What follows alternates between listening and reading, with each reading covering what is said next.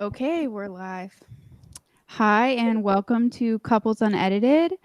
I'm here with my friends Courtney and Austin today, and they are going to tell you their story about persistence and discernment. And I'm going to let them introduce themselves. Say hello, guys. Hello. Hello. Hi.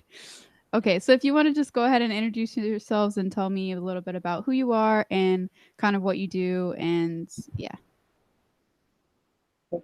Okay. Um, I'm a youth minister in Oklahoma City. I went to St. Greg's. That's where we met. Yes. It's where I met Brittany.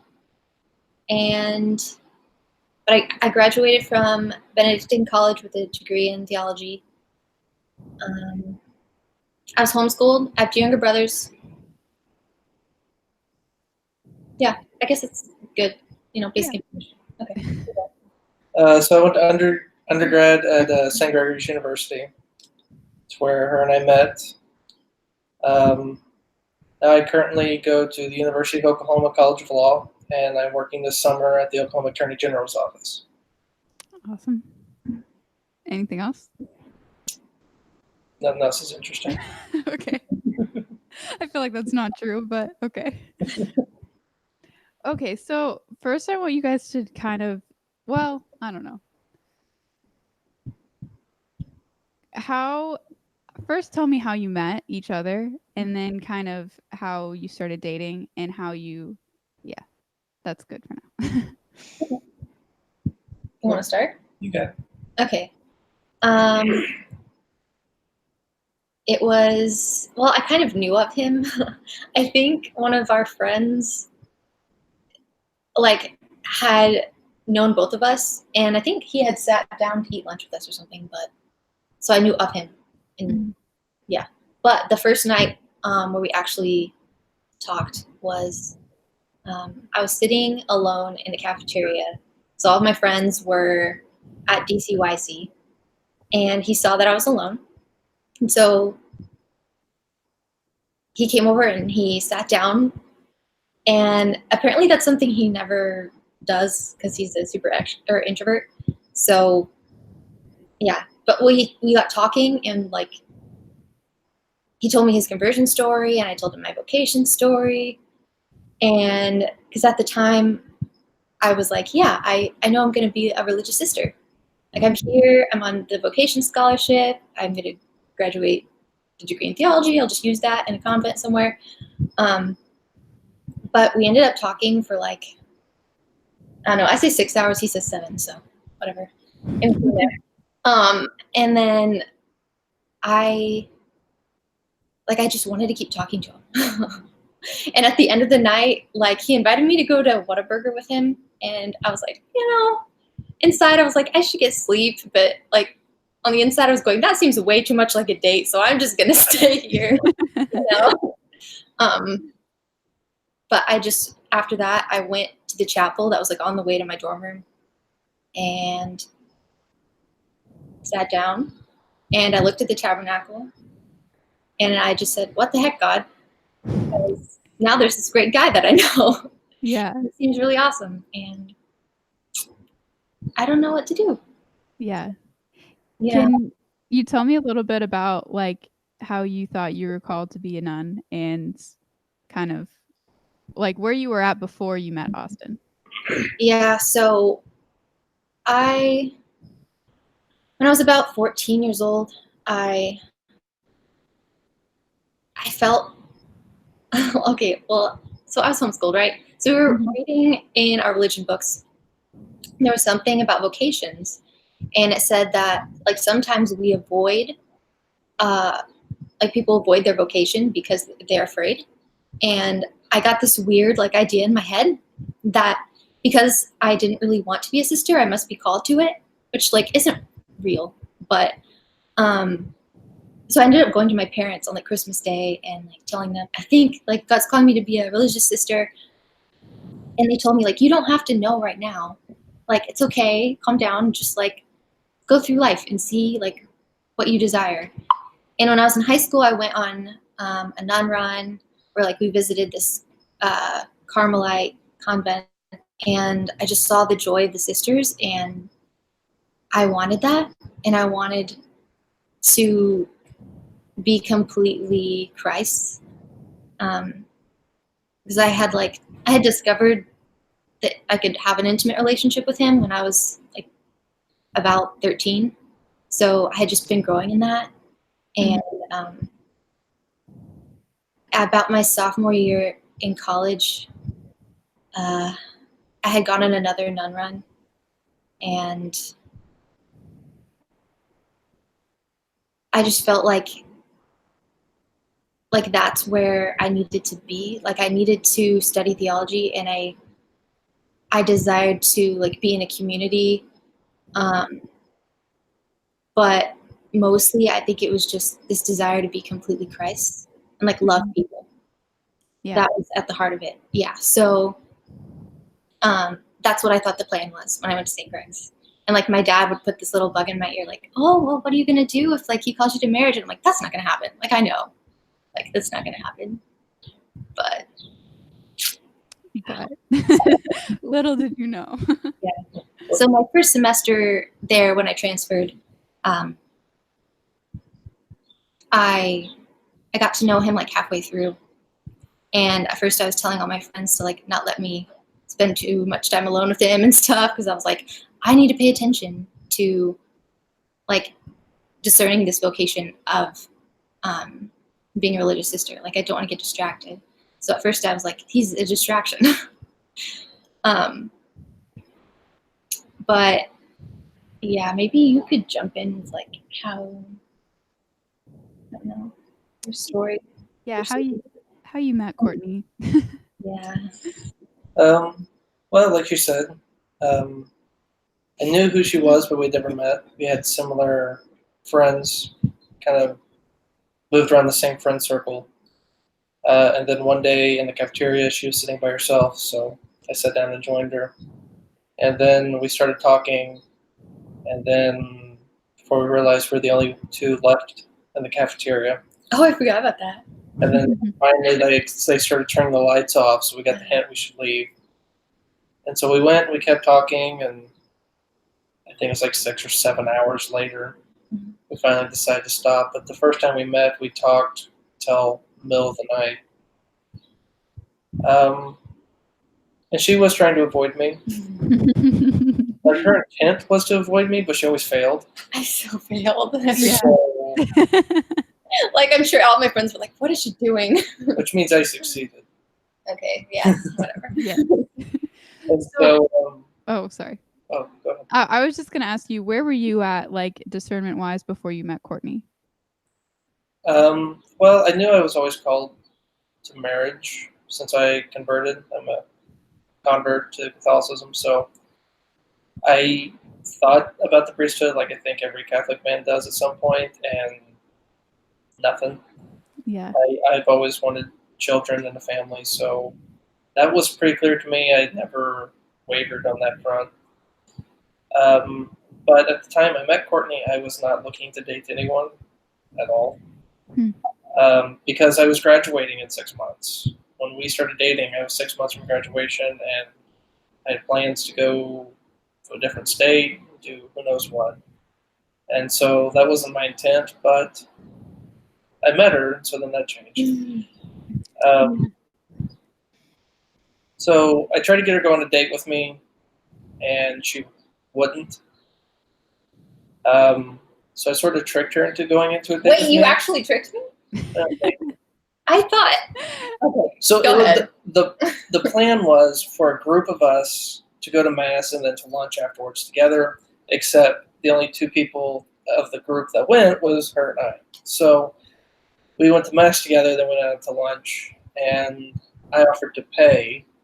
No, the waitress thought we were together, so Okay. she gave you the ticket. So anyways, I paid, and she got upset about that and said, fine, I'm paying next time. To which I said, good, that means there'll be a next time. And there was. So I kind of asked her to be my girlfriend 3 times before I got a yes. No, you asked me out. Yeah, 3 times. Okay. So my tip is persistence. Persistence Yes. is the key. That's not like the only thing. Remember, like the story about us being out like by the bonfire that one night? Yeah. Tell that story. And then, yeah. Tell that story. No, me? You brought it up. Okay, fine. So yeah, I had turned him down once already. So I was like, and I told him it's not because I don't like you, it's because I don't want to like be doing two things at once. Mm-hmm. So he kind of knew that I still liked him. It was kind of obvious. And then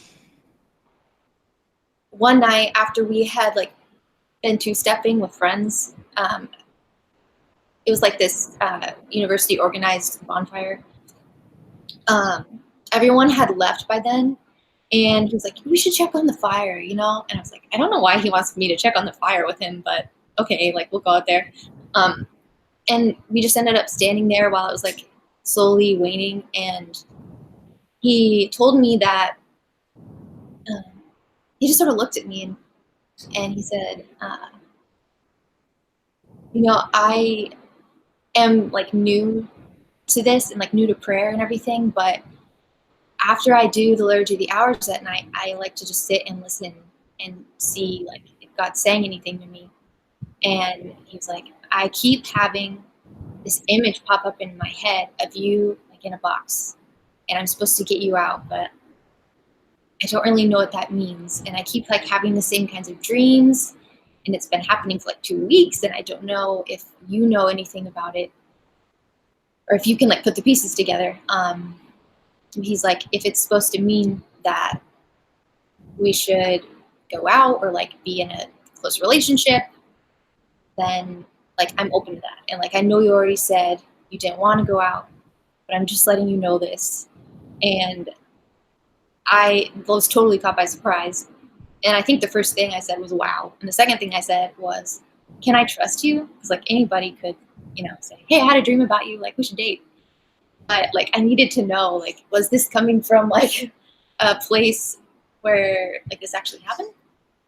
And he just looked at me and he was like, yes, you can trust me.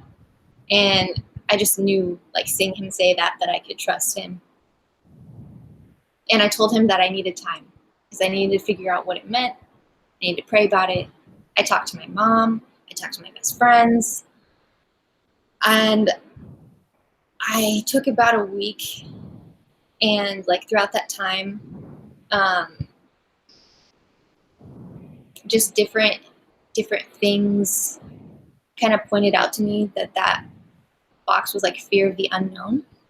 Because like I wanted to pursue a relationship with him, but I didn't want to like disrupt the plans, or like who knows what would happen. Like I remember telling him that night, like if I do date you and it ends, then like what did we accomplish? And like if I do date you and we get married, then or like it succeeds, then what did the past like 6 years of my life mean? Like why was I discerning religious life? And it just seemed like scary to me to drop all of that. And there was this time in prayer where I was like reading, I can't remember which scripture verse it is, but it's the one where it says, I am yours and you are mine. It was like at the end of that passage I read. And I just got this sense of God telling me, like, I will love you no matter the same, no matter what vocation you choose. Mm-hmm. And I had this time before I even like really had our first conversation together where I like recognized that I was resistant to marriage. And so I just sort of told God, like, okay, like if you really would ever want me to do that, like I trust that it would be good and that it'd be like will for me and that I'd be happy.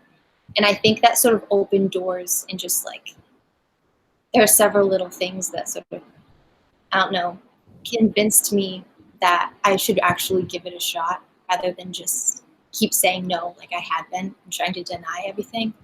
So yeah, I called him I texted him and I was like, you should meet me in the chapel. This was like the last day of school that semester because I didn't want to just leave and not have this resolved. Yeah. So I called him in the chapel and we sat down and I said, if we do this, we're going to be discerning marriage. Like, this isn't just an experiment to see, like, you know, to say I dated someone before or whatever. Like, if we do this, it's going to be to discern marriage with each other.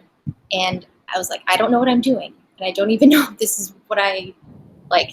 I don't even know if marriage is where I'm supposed to be. But if you want to give it a shot, then I want to.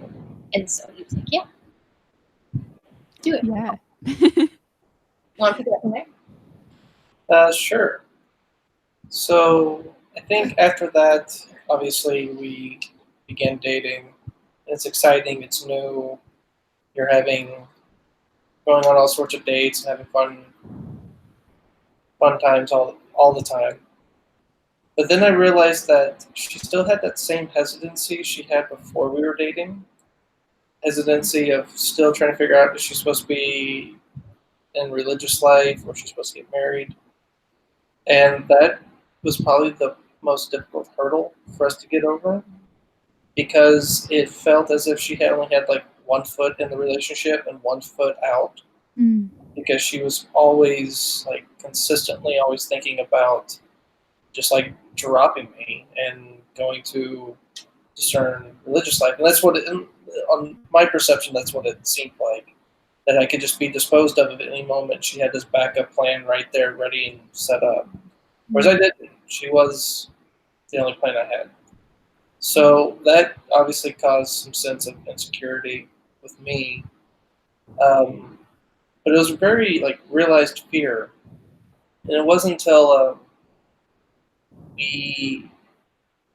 I went to go visit her at a parish where she was teaching Toast to us, and they had adoration that night, so I was going to go and join them for adoration. And before that, I was talking to one of our mutual friends about the situation, and the best advice I probably ever got in that time was that if you were trying to compete with God, you're going to lose. Because, I mean, from his own personal knowledge, he was able to tell me that very oftentimes young women will romanticize religious life. Because it is, I mean, the religious life for nuns, you know, they do feel like they're a bride of Christ, that they're marrying Jesus in a real sense, unlike, I think, how men view religious life. And this is what he was explaining to me. It was a new concept to me until that point. But he says it can be a real romanticism. And so if I'm trying to compete and try to be the better guy, like, you're going down a destructive path. And then I realized that's exactly what I was doing. And it caused more difficulty because I would start expressing my frustration. And she would get defensive, and we go back and forth, and we weren't making any progress with her discerning her vocation. And so after adoration that night, of course, I prayed about it all through adoration. Then afterwards, we sat down and talked in the church, and I just said, like, I'm here to get you to where God wants you to be. And once I realized that I wasn't her end goal, God is her end goal, and I'm the instrument to help her get there. And once I understood my role, everything just fell into place from there on out. Like, her hesitancy just went away like within a week. She knew that she was called to be married. She knew she was wanting to get married to me. It was just a matter of timing. And I mean, she was still at school. But it was at that point when I realized, like, I'm an instrument to get her to God, and that I'm not the end goal. Once I actually realized my role there, everything changed in our relationship. And so that was the biggest challenge, and then probably the biggest success we've had since we've known each other. And I think for me too, it was difficult because I kind of equated like a spouse and Christ, because I was like, okay, well, if I give myself completely to Christ, how am I supposed to give myself completely to a husband and like how's that supposed to work and who's first. And I think I hadn't realized the proper place of a spouse, which is like a gift from God. Like they're not supposed to be God. Like you can love them and love God and help one another get to Him. Like that's your mutual goal. But yeah, those sorts of questions I had to work through, and I think it just took me longer. Whereas he was quick. He was like, I know that like I want to marry you, and that kind of freaked me out. So like to know that he was like, okay, I'm not competing against like what God might have for you. I'm like here to be here for you in that like discernment. It made me just, it was a relief to know that and hear him say it. So Yeah. One of the good things that I didn't realize at the time, but understood more so in hindsight, was that God kind of gave me, sort of in a private revelation, this knowledge that she's the one for you. And He let me know that, but didn't let her know that. That caused a lot of frustration, but it was something I truly just knew. But that knowledge is what lended itself to my persistence, to like never giving up, being patient with her, going through. I mean, this was like 6, 7, 8 months. Yeah. I mean, this we just told the story in like 5 minutes, but it was like almost a whole year's worth of these frustrations, these difficult conversations, and being defensive with one another. So having that knowledge at the beginning that this is the one, that knowledge came to be very useful in me being persistent and me not giving up on us, because she wasn't solidified in her understanding of her vocation for the vast majority of our relationship up until we got married or got engaged. But the fact that I was is what I think kind of held it together until we got to ultimately that point we've just talked about. So it's fascinating what God will reveal to us, but not the other. Yeah. Because it was through that struggle that I had to understand my role. And if we not gone through that struggle, and we not gone through that, however long it was, a difficult time, I probably wouldn't be able to be for her who I am now. Yeah. like we learned how to love. He learned what it meant to love through that, and I learned what it meant to love. It's just like the different ways we had to come to know what truly loving someone is, only through different perspectives. I remember talking with him about it, like, I don't know, like maybe on a break sometime. I remember talking on the phone about it. So it was just cool to see how, looking back over like a year or so, how God was working on us both. So Yeah. One of the few things I remember specifically that you had realized at that point was that you always viewed religious life as this vocation of which you just love everyone.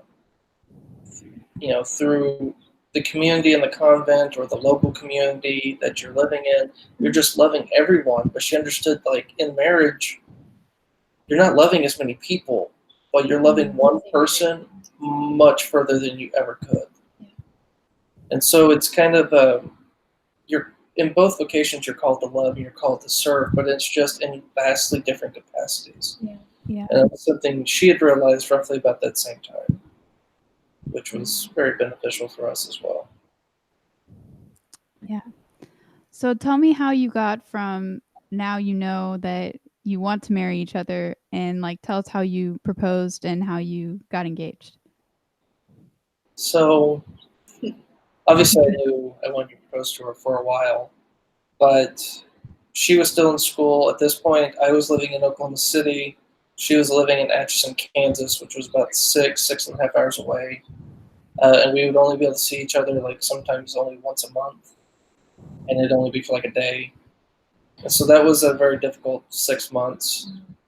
But I think that time apart helped. It helped in that whole discernment process. But I knew I wanted to propose to her, was just a matter of when. And so it was during her graduation, when she was graduating from college in Kansas. Her dad, who's a pilot, came and picked me up. He left Arkansas, came pick me up, and then him and I went up to Kansas. And so in the plane, when it was just him and I flying, I asked him for his permission. And then that night, her whole family and I were staying in a hotel, and she was staying in her dorm on campus. And so I had everybody there and her not there. I sort of asked for everybody's blessing and got nothing but good responses. Mm. So that was good, but that But you was have in. to tell the story about the cheese pizza. Oh, okay. So Courtney's uncle is. He has like a hearing aid in one ear, I think. He's almost completely deaf, from my understanding. I don't know. He has very damaged hearing. And so we were all sitting in this hotel room trying to find what we're going to eat for dinner. Because Courtney's still back on campus, and we're in like the next town over for the night. And so we're all looking for where we should go eat. And he's scrolling through restaurants and reviews, and it finally, like, everybody quiet down. And so I asked, no, I want to marry Courtney. Is it okay? Do I have your blessing to propose to her? I don't exactly remember how I worded it. But her mom started crying and giving me a hug. Her brothers are high-fiving me. And then her uncle just goes, Casey's Pizza's got 4.5 stars. He had missed the whole thing. He missed the whole thing. He couldn't hear it. He was focusing on his cell phone. That's awesome. That's the whole thing. He was in the room, too. So the rest of that weekend, like through her graduation party and everything, everyone started talking about, let's go into Casey's Pizza. Let's go to Casey Pizza. And she never got the joke. She didn't know. So I just thought they were joking because it was a gas station. Like, that's funny, right? You go there to celebrate your graduation. I don't know. So it was cool to hear that story afterwards. It was funny. Yeah, that's awesome. thanks. I want to turn that on. Living room light? Yeah. Okay. I'll be right back. So that was in May when she graduated, beginning of May. But I didn't propose to her until, I believe, the 1st of August. And over the summer, she had graduated. She had moved from Atchison, Kansas, back to Oklahoma City, where she got a job as a youth minister, where she works now. This is really cool. I got a job in the same parish as he was going to Mass every Sunday. Like, it's crazy how God worked it all out to where I was literally not only in the same city, but I was working in the same place where he went regularly. Yeah. Like, awesome. yeah. And she was applying around for positions to be a youth minister, and she was like looking for job postings at a couple parishes in the diocese. I asked her to just go ask the priest, because to my knowledge, there wasn't a youth minister, there wasn't one listed in the bulletin, and he got super excited and told her not to work anywhere else. Like on the spot, just like standing out in the hall after Mass, is what he told her. So That's awesome. So yeah, he was like super excited for her to be there, and so God sort of really made everything work out. So it was kind of a hectic summer. She graduated. She still had to finish up her senior thesis.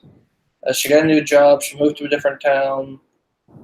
I had started law school that summer, so I was super busy. And so it wasn't until the end of that summer. August 7th. That's when I proposed to her. She can tell that story. Okay. It's cute. Okay. So it was a Tuesday and I was done with work for the day at like 6 o'clock. And he was like, oh, I'll just come over there and we'll do evening prayer. And I was like, okay, because that's, we did that semi-regularly. So it didn't seem like anything out of the ordinary. So we went into the church, we sat down, prayed evening prayer, and then like usually after we did that, we would sit there for a while and just like pray silently. But it was like 2 seconds. And he got up. Oh, well, before that, I was just like sitting there with him and like looking at the tabernacle. Like I just told Jesus, like, you, him, and me, like this, I like this. Like this feels like the way it's supposed to be. So that was like a cool side note to the story. But he got up, and I was like, okay, well, I guess we're leaving. So I stood up reluctantly, got out of my pew, and I went to genuflect and turned around, and he looked really nervous. He doesn't get nervous about anything, so I had like this thought, oh my goodness, is he going to propose? And then he got down on one knee, and it was just really simple. He was like, I think he said, Courtney Elizabeth Newmeyer, will you marry me? And apparently I said yeah, and then yes. I don't remember it. I just remember saying yes. I remember like looking at the tabernacle and like looking at Jesus and being like, okay. And then like, yes. But apparently, whatever. A little hesitation. Yeah. So I was like, yeah, wait, yes. So yeah, then it was just. We got to call everyone's goodness, family and stuff and tell them, and that was exciting. Mm-hmm. We went out to dinner and just spent time with each other.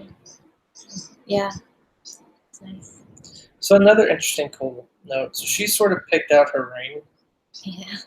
like months and months prior to this.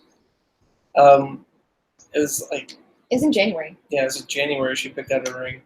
And so this was August that I had proposed. So it had been 8 months and she told me like what she wanted.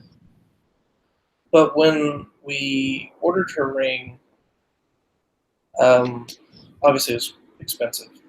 But that later in that month, when I had filed my tax returns, I got my return back, and to the dollar, it was the cost of her ring. Oh my gosh! Like the exact amount to the dollar, my tax returns was the cost of her ring. And so I was like, well, that's awesome. Like I thought I was gonna have to save up like, a little bit each paycheck. But no, it just like all of the money for the ring came at once. And she's like, here you go. That's awesome.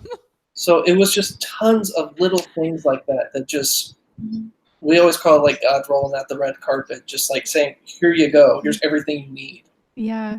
And so he did that a lot that year. Just everything we needed, any problem we thought we were going to have, everything worked perfectly. So, yeah. That was really cool. Yeah, that's so awesome.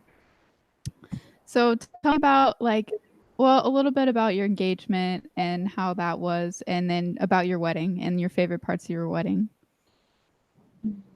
So one of the things about the engagement, it was kind of fun picking everything out, and that was also the most stressful part is, what is this wedding going to look like? So once you nail down like a location and a date and a time, you're doing pretty good, but that's not where most of the disputes happen. Wait, what are you getting at? What? When you're trying to decide, I guess, everything that goes into a wedding, and you get input from every person, close family member or close friend that everyone's giving you input on, you should do this idea, you should try that, you should order this food, you should have your reception at this place. And so one thing I just learned is that it's your wedding and no one else's. And while that might be selfish, it's true. And because throughout the whole engagement process, we were constantly struggling on trying to figure out what would make everyone happy, how would everyone have fun, what would be, a cool wedding for people to attend, and we stopped thinking about what do we want our wedding to be like. Yeah. And it's really easy to get caught up in that. So that's just something I try to constantly remind Courtney of, was like, this is our wedding, this is your day, what do you want? Because that's what matters. I feel like that's where we balanced each other out, though, because he's more like, we should focus on what we want, and I was like, well, to a certain degree we have to care about like their experience, but you're right, like I shouldn't let them make the decisions for me. So it was like trying to balance that out. And then also we make decisions differently. Like I make decisions slowly and like see all my options. He'd like, if he sees 3 options, he's like, that one's good, let's do it. So I'd be like, wait, I have to see everything. But I think that same uncle, the Casey's Pizza uncle, Mhm. He was like, he was really encouraging. He had just gotten married too, and occasionally he would send me texts and just be like, "Hey, how's the wedding planning going?" Like, and he would just remind me that we should focus on what makes the day meaningful. Like what really matters in the end is that you're married, and all those little details, like, just don't stress. And so I think that helped me remember to put things in perspective. And whenever we were choosing different things, to just like pick what would actually make the day meaningful. Because we're not going to remember like what we ate that day.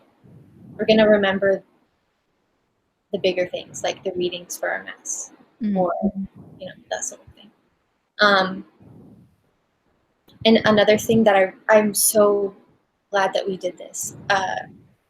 We did a novena together before like the wedding. So like those 9 days before. And it was one that uncle had sent me. And it was just really, I think it helped us prepare those few days before when it gets really hectic with all of the, technical logistics and planning. And an opportunity for us to talk about what was ahead.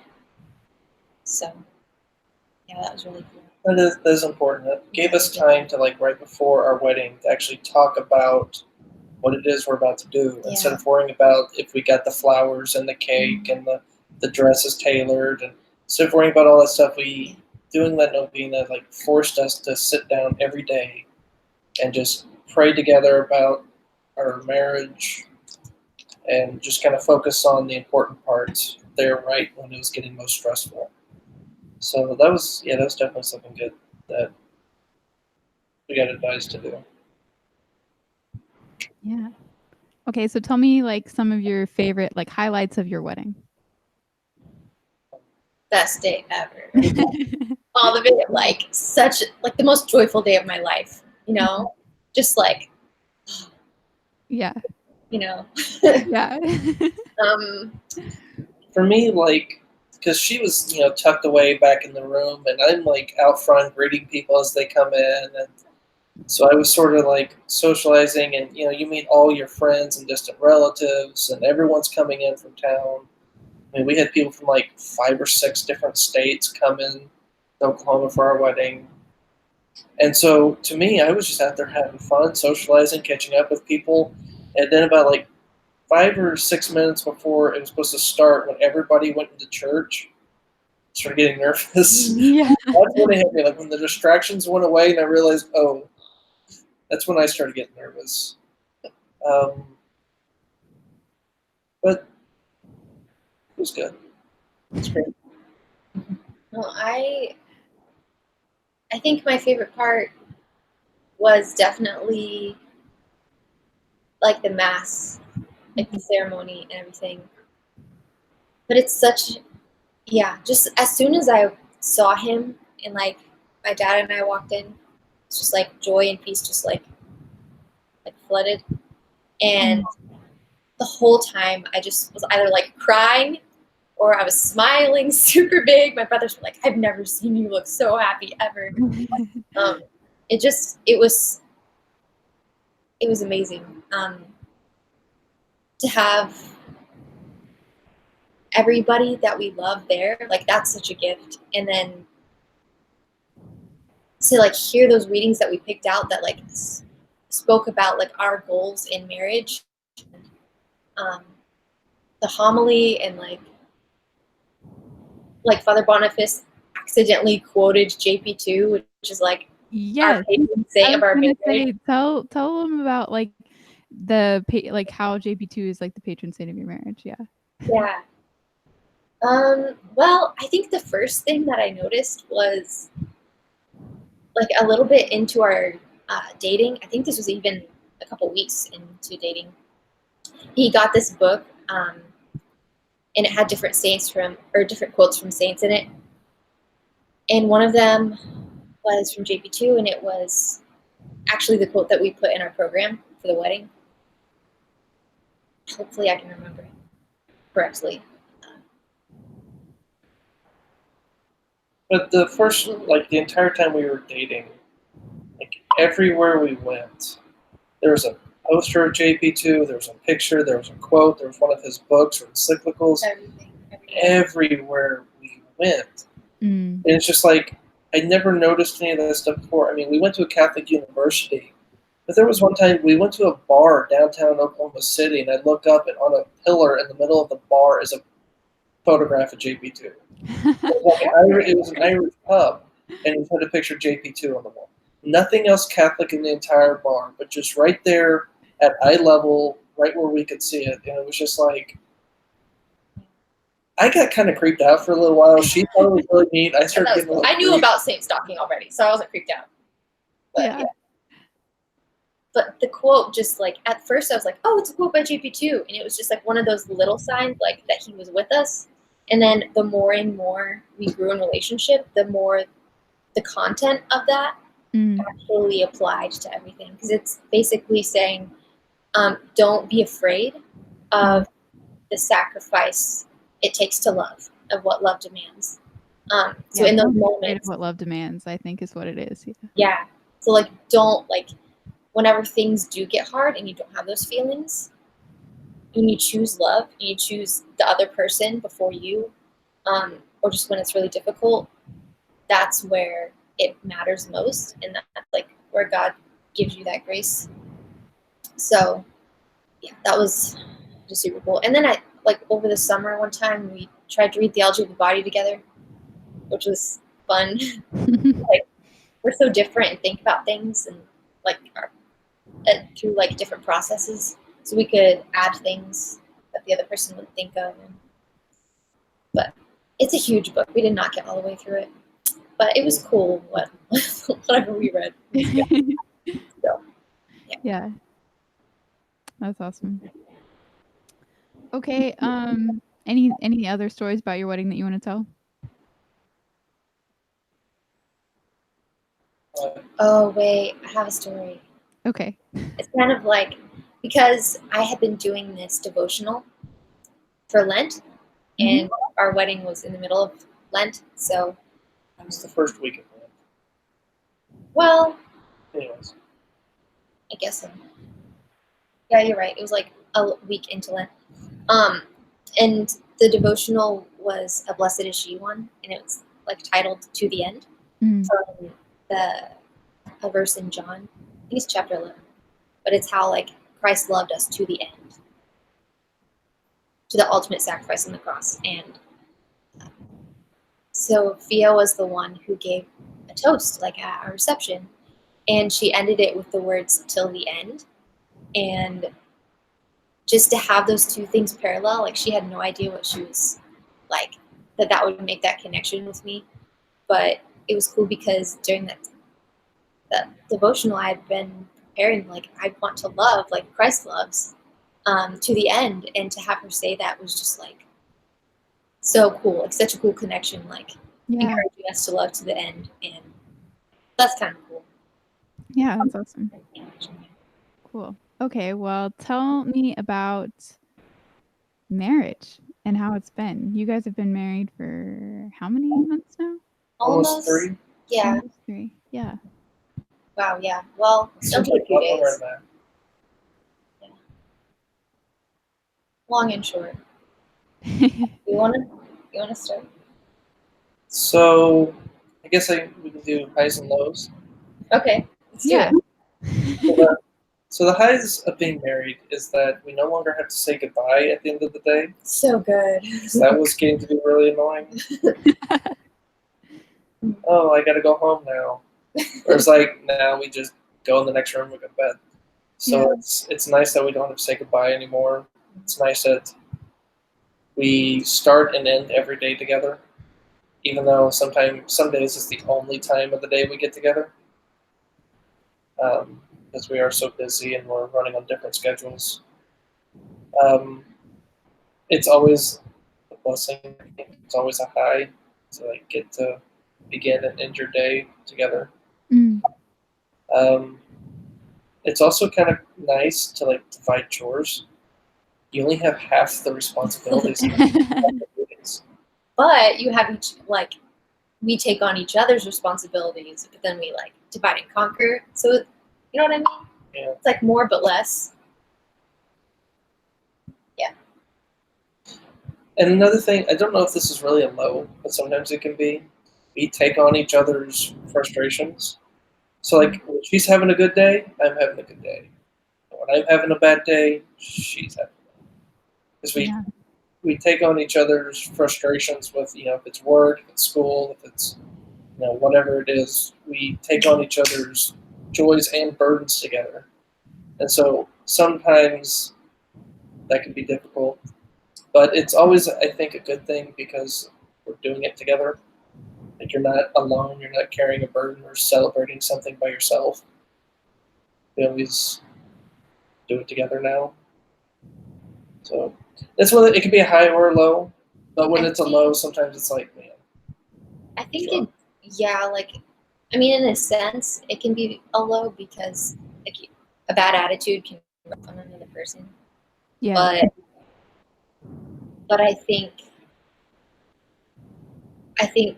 whenever he's having a bad day, I like to join him in like the frustration, and then once like we like talk through stuff, then it's like like we're here together, and like we just needed to come home to each other, and then it's a lot better.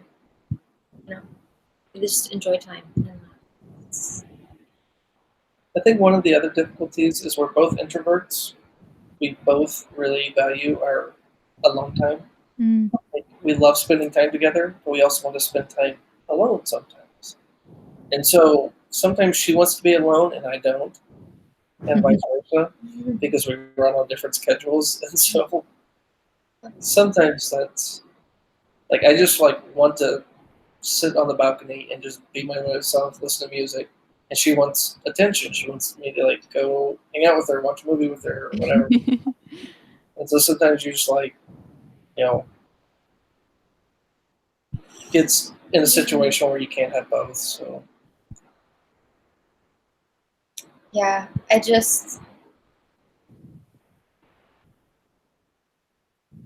think I'm bad at recognizing when I need to be by myself though. So it's good when he's like, I'm gonna like go do this. Yeah. Then I need to go if you want to. So yeah. but she values sleep very, very much. So I've learned to just have my alone time in the mornings. I just wake up an hour earlier and have my coffee by myself, and she sleeps, and everybody's happy. Yeah, that's awesome. Courtney, what's your high? I don't like copying, but I think it'd probably be the same thing, like being able to come home to each other at the end of the day. Just being able to do life together. Like that's my favorite thing every day. Like I love what I'm doing with my job and everything, but yeah, just to be able to live life with him is like my favorite thing so far. Yeah. And then like a low, I think for me, it's like the difficulties of communicating expectations for each other. Mm. And because like if I'm like, okay, well this is my plan tomorrow and I know it in my head and I like expect him to like do this certain thing, but I don't tell him. And then he expects me to do something and he doesn't know that I expected that something of him, and it just starts an argument because we're like, well, I didn't know. So learning to like communicate all those little things, Mm-hmm. yeah, that's always been something I have continuously had to work on because I'm used to holding things in and not telling people stuff. So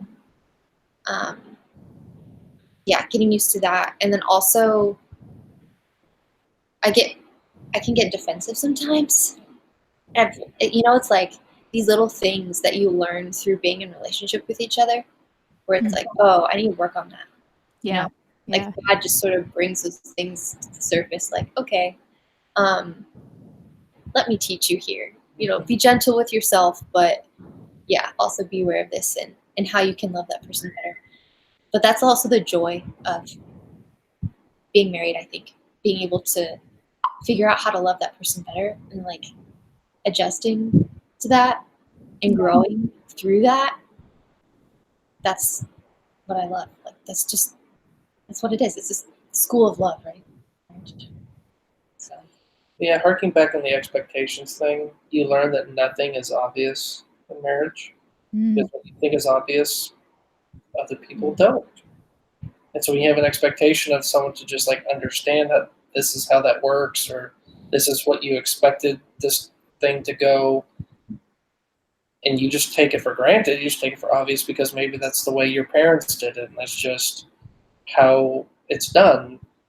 Someone comes in and does it totally differently, or not, or doesn't do it at all because they didn't know it needed to be done. I mean, it's little things like that. You learn how to communicate the most simplest things. Yeah. And yeah, that was definitely something we kind of learned the hard way, but we're still learning. Yeah. What is some of the best advice that you've ever received about dating or marriage or discernment or any of the above?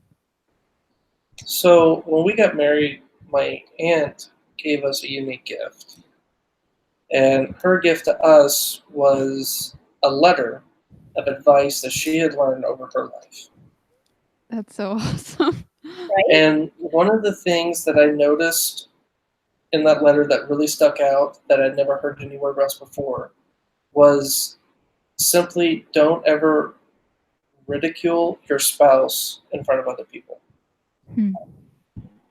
Like the person who goes to work and starts talking about how their spouse is lazy or how, whatever, fill in the blank. Those are the people that like never get promoted. They never, get trusted with vital information because this is your life partner, and you get out of their absence and you start ridiculing them in public. And that's always going to be a bad thing, and no one should ever do it. Now, if you have to vent to a close friend, do it in private and confidence. Like that's understandable. But if you're just like in public, like at work, just ripping on your spouse, it comes off really bad. Yeah.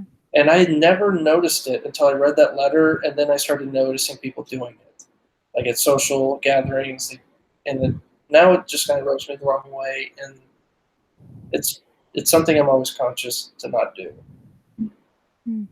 Yeah, I think especially like if you tend to be passive aggressive, then you can sort of take it out on them by talking to another person about it. Yeah. So yeah. That's good. Yeah. I think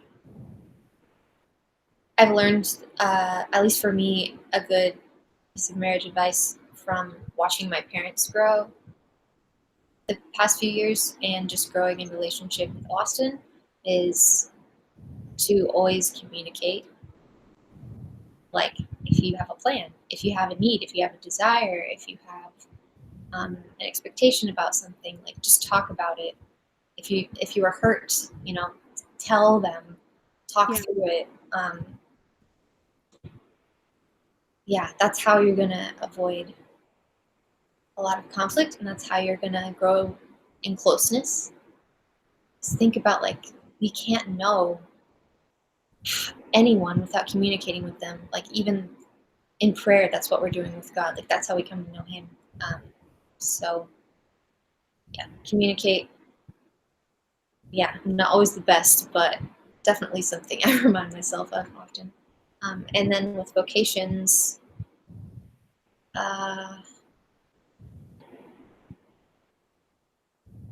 I'd had this advice before when I was younger, but I don't think I'd ever realized how important it was until I was discerning myself like more seriously. Is just don't stress out about where God's calling you, or if you're missing His voice, or when things are going to happen. Just stay close to Him and grow in your vocation to holiness, as we all are. Because if you're seeking God, He's not going to leave you stranded. He's going to show you where He wants you to go. And if you're really seeking His will, then He's going to point you in the right direction. So it's not like some abstract thing that like you might miss because of one little, time in prayer where you're distracted or something. I think I stressed way too much about it growing up, and all I had to do was just trust God. And like, really, when you find your vocation, that's the beginning of something. That's not like, it's not just like the end. Like, oh my goodness, I did it, success. I mean, in a sense, it is like that. But kind of piggybacking on don't that, stress. there's like this very popular notion that marriage is like the capstone of adulthood. You go to college, you pursue a career, you enter that field, you work your way up the ladder, you get this huge salary, you become the boss, you're really successful, and now you try to find someone to settle down with and get married. And it's just like you've been selfish your whole life, focusing on yourself, focusing on your own success, focusing on your own achievement, and now you're trying to merge a completed life with someone else who's probably been in the same boat, another completed life. And there's going to be so many difficulties there. And honestly, I've learned that like marriage isn't the capstone of adulthood, it's the foundation. It's the beginning, and then you grow throughout adulthood with someone so much that you're like intertwined and you can't separate. Her achievements become mine, and my successes, my raise, my promotion becomes hers, and you're growing together to a completed life together, not separate. And it's just something I see so often in like society of people waiting until they're like in their 30s, mid to late 30s, before they want to get married, and that's sad. Like it's like honestly to me sad because they're missing so much. I didn't want to wait until he was out of school because, like, I want to be able to do that with him, and go through it together. Don't be alone. If you know that, like, you want to get married, why wait until things are settled when you can go through them again? Because honestly, the most beneficial things that can come in your marriage will be the struggles you endure together. Because anyone can ride like the success train with you. Anyone, but only a few people will go through the difficulties with you. Wow. And That's so, beautiful. like, honestly, my advice: get married as soon as you can, because all you're doing is depriving yourself of joys and happiness that you don't realize is there. So, and I think the most important piece of advice is pray with your spouse, even if they're not your spouse yet. Pray while you're dating. That's the best thing you can do. And we've sucked at it sometimes, so Yeah. it's okay if you're not perfect. Just get back up and be like, hey, we should start doing that. And we should, like, this situation changed, so let's try this time, or, this kind of prayer. Or, like, at one point we even wrote our own prayer, and we would just, like, say it because it took, like, 2 minutes when we were tired at the end of a long day. Like, it was something that we were doing to stay connected through prayer. So, yeah. Just do something, even if it's little. Yeah, that's awesome. Okay, so to wrap up, tell me like your favorite I'm sure there's lots of favorite things, but one of your favorite things about each other. Me? Yeah. Okay. I've always said that one of my favorite things about Austin is his perseverance. We all know he's persistent by now, but through difficulties, through even when things are looking down, even when something's really difficult, but he knows it's worth it, he keeps going. And I don't think I'd ever really had a lot of opportunities to be in that situation growing up. And so when I saw failure in myself or in my attempts to do something, I just wanted to give up. Like, I was so discouraged. And so I love that I have that constant example in him, because I can look at how much he perseveres, and choose to keep going even through the difficult times. yeah, that's like an anchor for me. And then I just love that we have really good conversations. Mm. I love just talking about anything.